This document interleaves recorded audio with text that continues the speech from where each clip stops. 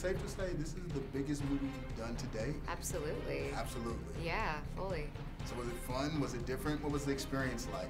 I was expecting it to be very different. I was expecting to like wait in a trailer all the time, but we didn't work like that. I think because Gareth comes from the independent film world, and so, or maybe it's not just that, maybe it's how Legendary likes to run sets, or the crew they got together, but you're always on set. We were always working really fast, and my role in the film, there are only a few times I worked with special effects, but other than that, I was kind of rooting down the family story, so it wasn't all that different. You know, I'm in a house or I'm in a hospital, and so it wasn't too far from what I'm comfortable with. Yeah, that was the cool part about your character, and the cool part about this movie is, although it's like a big ticket monster movie on the surface, there's a great human story underneath. Yeah. And you play a key part of that. Yeah, so I play, you know, the wife to Aaron Taylor Johnson's character, Ford Brody, and we have a son together, and he has to leave to go take care of problems with his father in Japan.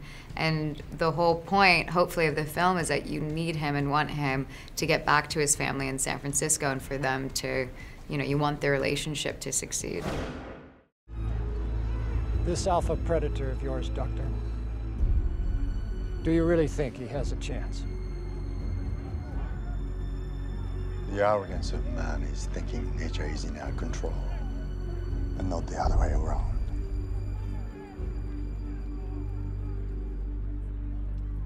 Let them fight.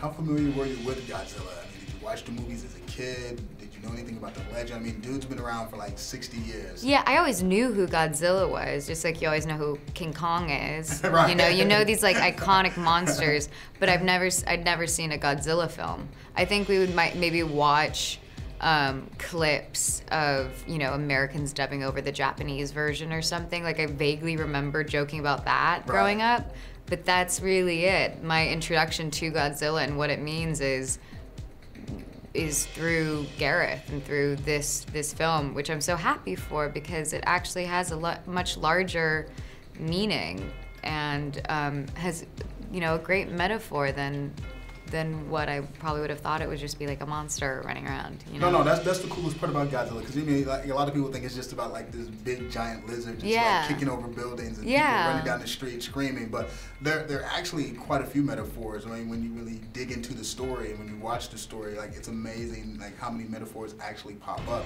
as you watch the movie. Speaking of which, how much fun was it to go back to watch the movie, or have you seen it yet? I have seen it. I loved it.